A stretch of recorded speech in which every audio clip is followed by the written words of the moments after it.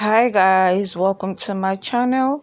Today I'm going to show you guys how to go from this to this. This is very good for people that have ass and want a little bit of padding at the hip area. Now we're going to start with taking our measurements, and you're going to start with from where you wear your skirts naturally, which is your waist area. Now we're going to take the length. The length I want for my foam is going to be about 6 inches before my knee. While doing this, you need to make sure you go down so it will follow the natural curve of your laps. Make sure you do not stop right before your hip, because if you do so, you're going to have a gallop right here. You're going to have like a sharp gallop. So you need to go right down, that is 6 inches before your knee, so as to have a natural curve. Right now I am going to take the straight line on my pattern, and I'm going to take the measurement I took on myself on my pattern. Now as you do this, make sure you follow the natural line of whatever you're wearing. As you can see, I am going to follow the natural line of mine. So now I'll take my waist to hip, which is 9.5. As you can see, that is where the bulge of my hip is, and it is also where your natural under bum line is. Now I just mark this with my pen just to know where it is, and I'll take 4 inches inside to at my front area. Now I am going to go on and mark this on my pattern. I will take my waist to hip line, which I said is 9.5. Now I would take 4 inches that I took on myself. That 4 inches mark I took on myself to the front, that is what I take. Now from that same line, I will take about 5 inches in, or 6 inches. You need a curve that curves like half of your butt right here. Now you can take 4 or 5 inches. When you're done, this is how the shape is going to be, like this, and stop like right here. Now let's go mark this on our pattern. Now I'm going to take that 5 inches mark I took on myself, and I will just draw the line. Now I will just go on and connect all the curves.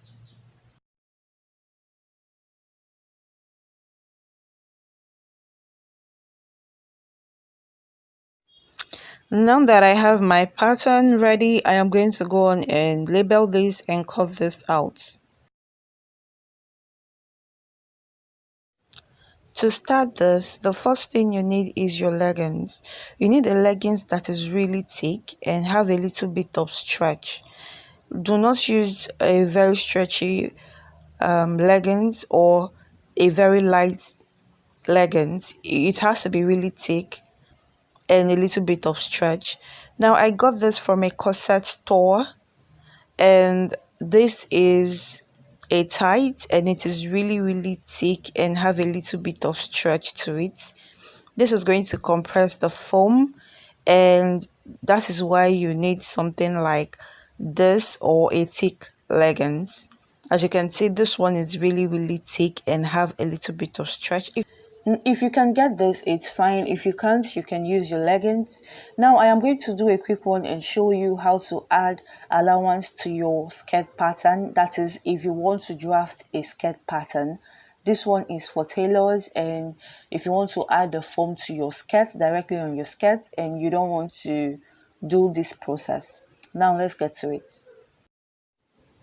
This all depends on the amount of foam you are using, and it depends on how much padding you want. Mine is about 1.5 inches.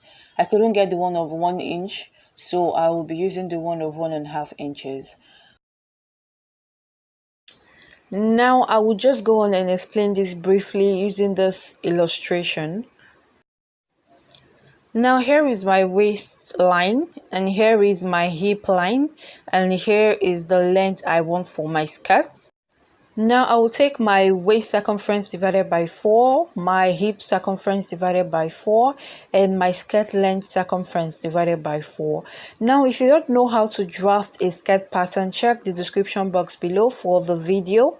Now next thing I will do is to add my side seam joining allowance on the waist, on the hips, and also on the length. Now add 1 inch allowance for your darts. Remember your skirt pattern has darts on the front and also at the back. Now on the waist area, you need to add 1 inch for ease because of the foam. Now the foam around the waist area is going to be really trimmed down. That is why it's best to add 1 inch. On the hip line, I will take my exact foam measurements, which is 1.5 inches, which I showed you guys. Now on the length of my skirt, I'm going to also add 1 inch because that part will also be trimmed down. Now just connect your lines and you have your front skirt pattern. So the only places that you're going to add 1 inch is your waist and also the length of your skirt, and your hip alone has the exact foam measurement. Now whatever you have done on your front pattern, just make sure you do the same on your back pattern, and that is that, guys. Now once you're done stitching your skirt, you need to follow the side seam joining on your skirt so as to place your foam. So you're just going to put hot glue on your foam here at the middle and also at the top, and you're just going to lay this and follow the side seam joining of your skirt and just place it right there. And also make sure you put hot glue right here and also right here. And once you are done, just make sure you cover the foam up with your lining and it's going to look all perfect. Now let's get back to the tutorial. Now place your pattern on your foam and we're going to retrace this all around, and we're going to cut this out using a scissors. And remember to cut 2 of this pattern on your foam. As you can see, I have cut 2 and I cut this out using a scissors. And now the next thing we're going to do right now is to start giving this a very nice shape so that we can get what we want out of it.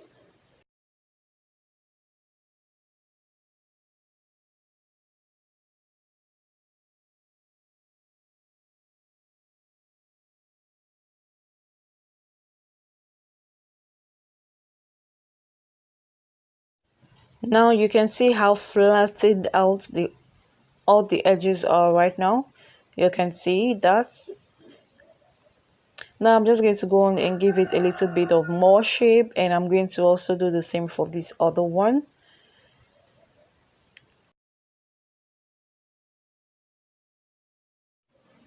Now I have gone and cut out my lining pieces because we're going to be creating a pocket for these foams. Now I have cut out my lining and I added 1 inch allowance all around it. I cut out 2 pieces of my lining. Now I'll place this lining on fold and I'll place it on my tight and I'll start pinning all around it. And this is, just make sure that you overlock all the edges if you can. And now I'm going to leave an opening right here, about 6 inches opening, so as to insert my foam. And now I will just very much keep pinning.